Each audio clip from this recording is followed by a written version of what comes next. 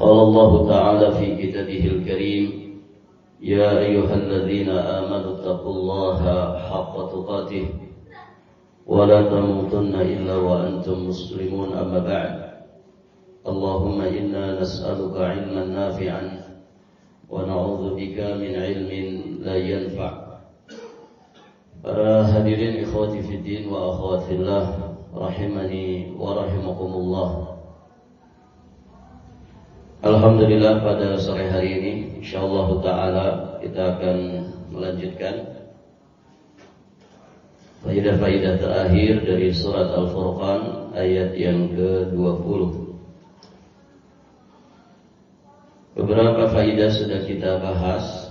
Terakhir kita membahas ketika para nabi dan rasul mereka disifati oleh Allah Subhanahu wa taala yamshuna fil aswaq, mereka berjalan di pasar-pasar, maka ini menunjukkan bahwa di dalam syariat kita dibolehkan bagi siapa saja yang memiliki hajat atau kebutuhan untuk dia masuk ke dalam pasar. Artinya orang-orang yang tidak memiliki kebutuhan, maka barakallahu fikum, ya pasar termasuk tempat yang semestinya dihindari. Karena ada sekian riwayat yang menjelaskan tentang celaan terhadap pasar. Baik. Kemudian faidah berikutnya, jika kita memang berhajat untuk masuk ke dalam pasar, maka Nabi Shallallahu Alaihi Wasallam memberikan panduan kepada kita, ya di antaranya adalah kita membaca doa masuk ke pasar. Riwayatnya terdapat di riwayat Imam At-Tabrani dari jalan sahabat yang mulia Umar ibn al-Khattab radhiyallahu taala anhu. Nabi sallallahu alaihi wasallam beliau bersabda, "Man dakhala suqan minal aswaqi faqala la ilaha illallah wahdahu la syarikalah lahul mulku wa lahul hamdu wa huwa ala kulli syai'in qadir." La ilaha illallah wahdahu la syarikalah lahul mulku wa lahul hamdu wa huwa ala kulli syai'in qadir. Ya, doa ini juga ada di wiridan kita di dalam sholat atau ba'da sholat. Kemudian Nabi melanjutkan, kataballahu lahu alfa alfi hasanah wa maha anhu alfa alfi sayyi'ah. Jadi kata Nabi, barang siapa yang masuk pasar kemudian dia membaca doa ini, la ilaha illallah wahdahu la syarikalah lahul mulku wa lahul hamdu wa huwa ala kulli syai'in qadir. Di satu redaksi disebutkan dengan la ilaha illallah wahdahu la syarikalah, la ilaha illallah wahdahu la syarikalah yuhyi wa yumit wa huwa hayyun la yamut biyadihi al-khair wa huwa ala kulli syai'in qadir. Baik para jamaah, ini kita cukupkan dengan redaksi ini. La ilaha illallah wahdahu la syarikalah lahul mulku wa lahul hamdu wa huwa ala kulli syai'in qadir.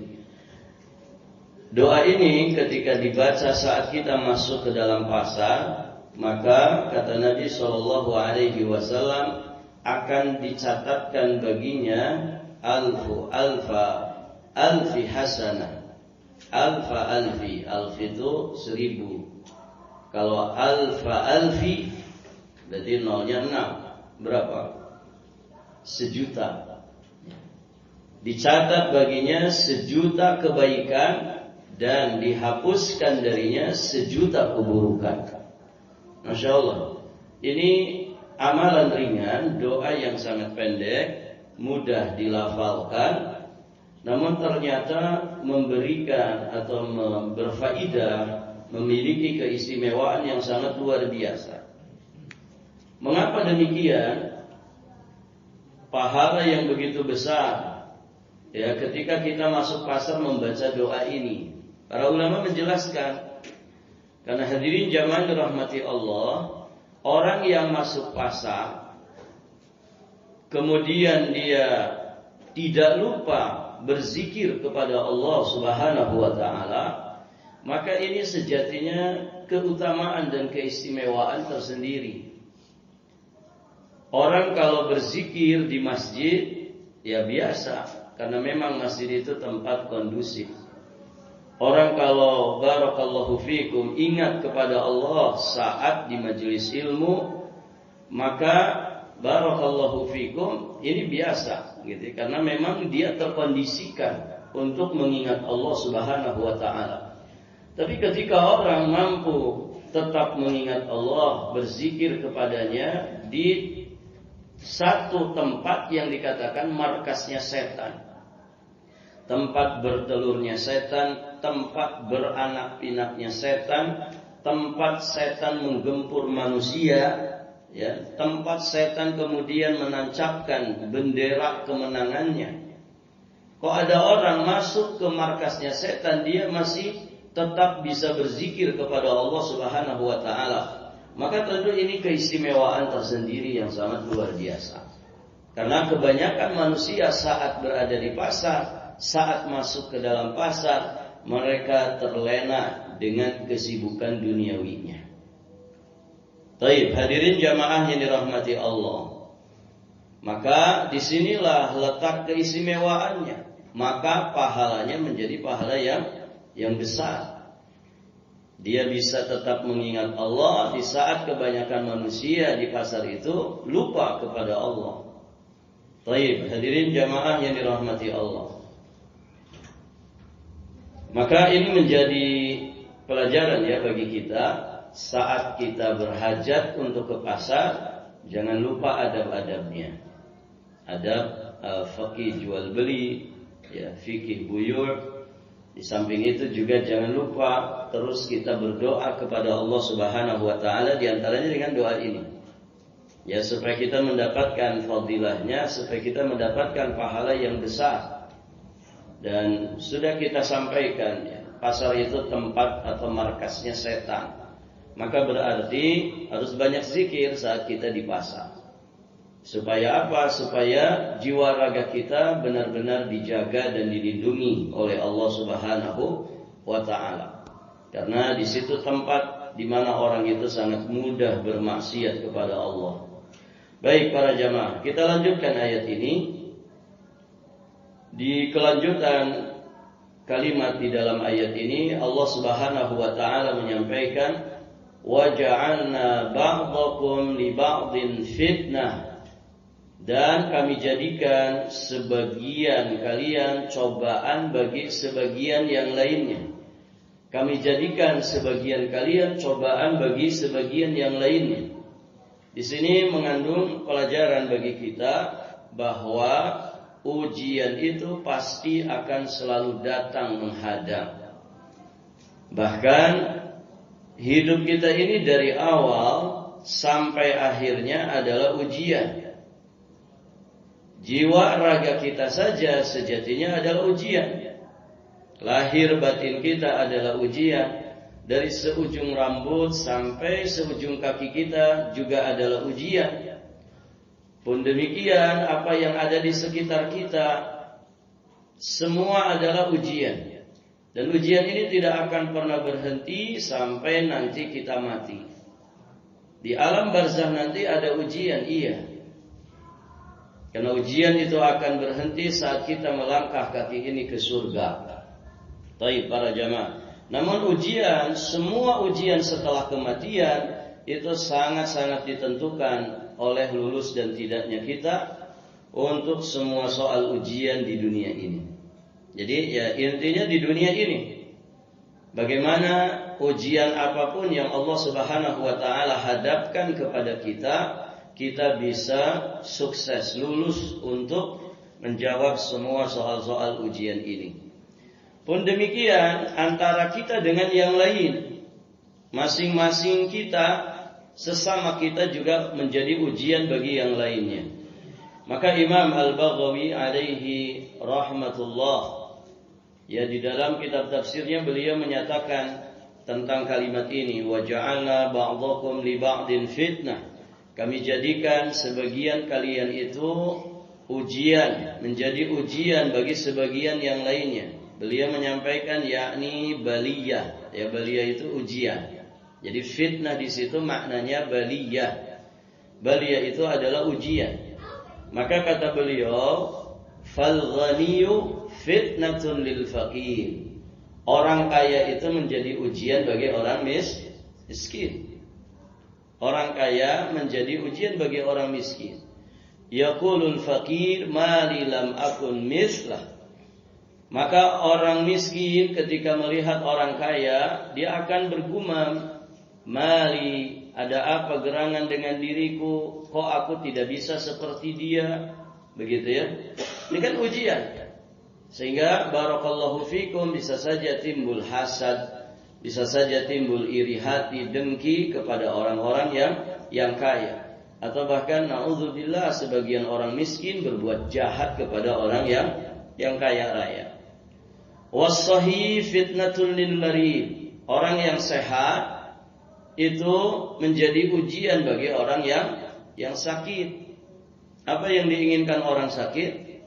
Sehat, kan begitu. Maka dia pun akan berkata, bergumam di dalam dirinya, mali lam akun mislah. Ada apa gerangan diriku tidak seperti orang-orang itu, orang-orang yang sehat. Begitu. Jadi orang yang sehat menjadi ujian bagi orang yang sakit.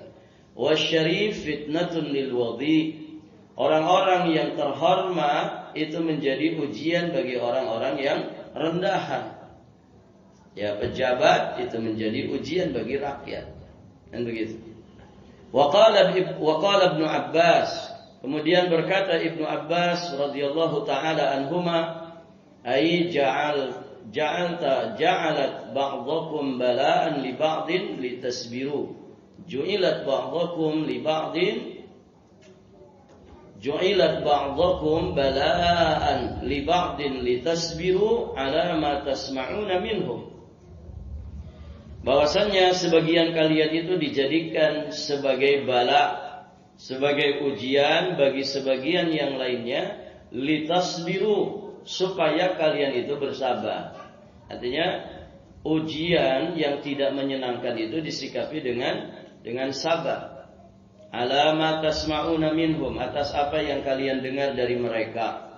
Wa tarawna min khilafihim, dan apa yang kalian lihat dari mereka yang berbeda dengan kalian. Wa tattabi'ul huda, dan supaya kalian itu mengikuti petunjuk Allah. Jadi kalau orang fakir melihat orang kaya, maka dia mesti bersabar dengan kefakirannya, kan begitu.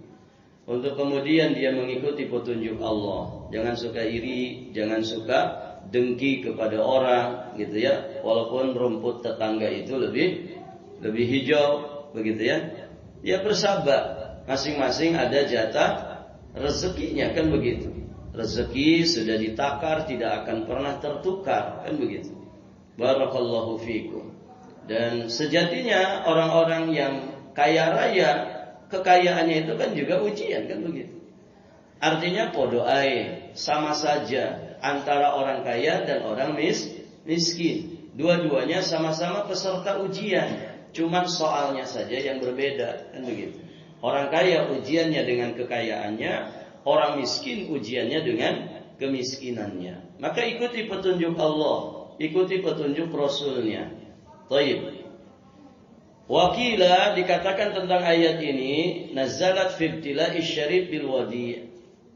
Ayat ini diturunkan terkait dengan ujian orang-orang yang terhormat untuk orang-orang yang rendahan. Ya, kita sebagai rakyat, pejabat itu ujian bagi rakyat, kan begitu. Sama juga rakyat itu menjadi ujian bagi para pejabat. Ada tanggung jawab di sana, ya. Wa dzalika anna asy-syarif idza arada an yaslim fara al-wadi qad aslama qablahu anaf. Baik para jamaah.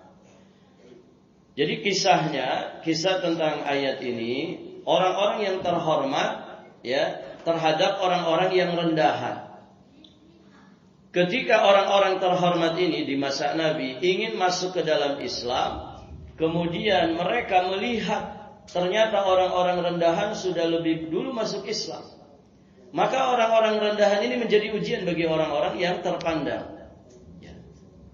Mereka barakallahu fikum menganggap kalau kami nanti masuk ke dalam Islam, ya, maka kami akan lebih mulia daripada mereka. Kalau kami nanti masuk Islam, kami khawatir mereka lebih mulia daripada kami karena mereka duluan masuk Islam, gitu ya.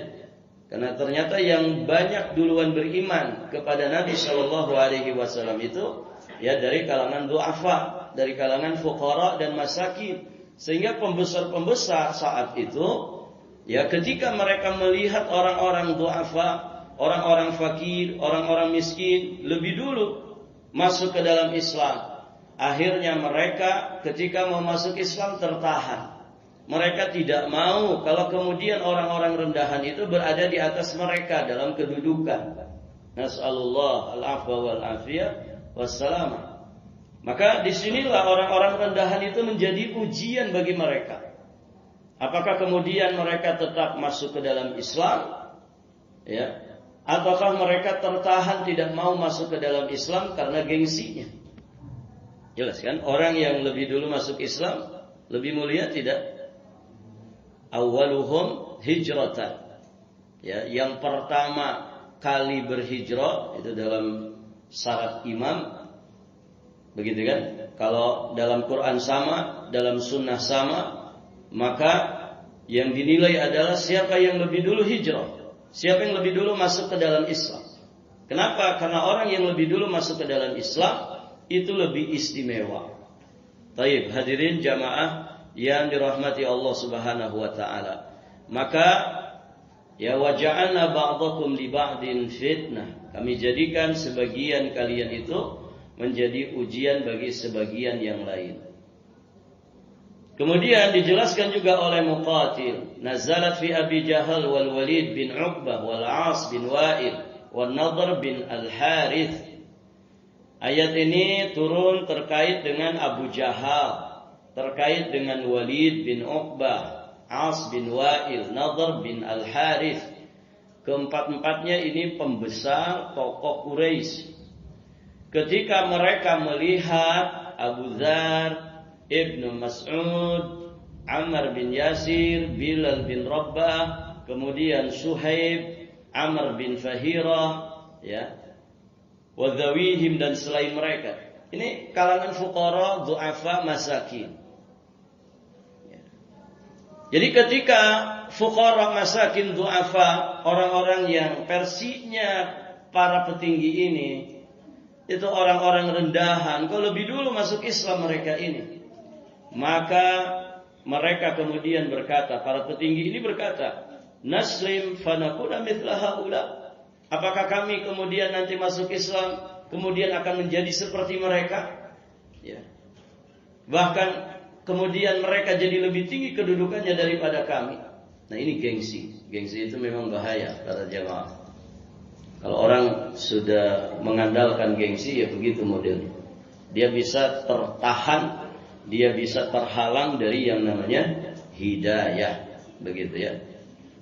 Jadi mempertahankan marwah, gitu kan. Barakallahu fiikum. Gengsi para jamaah yang dirahmati Allah. Jadi fuqara masakin masuk Islam. Kalau kami masuk Islam, masa mau kayak jadi mereka, atau mereka bahkan lebih tinggi kedudukannya dari kami? Ya tidak bisa. Nah ini kegengsian. Taib. Para jamaah yang dirahmati Allah Subhanahu wa taala. Maka kemudian mereka pun berkata, unzuru ila haula'i alladziina taba'u Muhammadan min mawalina wa aradhilina. Lihatlah kepada orang-orang yang mengikuti Muhammad, ternyata mereka itu dari orang-orang rendahan kita. Yang mengikuti Muhammad, orang-orang yang masuk Islam itu tadi disebutkan seperti Abu Dzar, Ibnu Mas'ud, Ammar bin Yasir, Bilal bin Rabah, mantan budak, Suhaib, Amir bin Fahira. Ya, ini orang-orang du'afa, aradhiluna, orang-orang rendahan, orang-orang yang tidak terpandang di tengah-tengah kami. Maka kami masuk Islam, masa akan jadi seperti mereka atau bahkan mereka lebih istimewa. Begitu para jamaah yang dirahmati Allah. Maka berarti fuqara du'afa itu akan menjadi fitnah, ujian bagi orang-orang kaya yang terpandang. Dan demikian seterusnya. Maka guru akan menjadi fitnah bagi muridnya. Sebaliknya murid juga menjadi ujian bagi gurunya.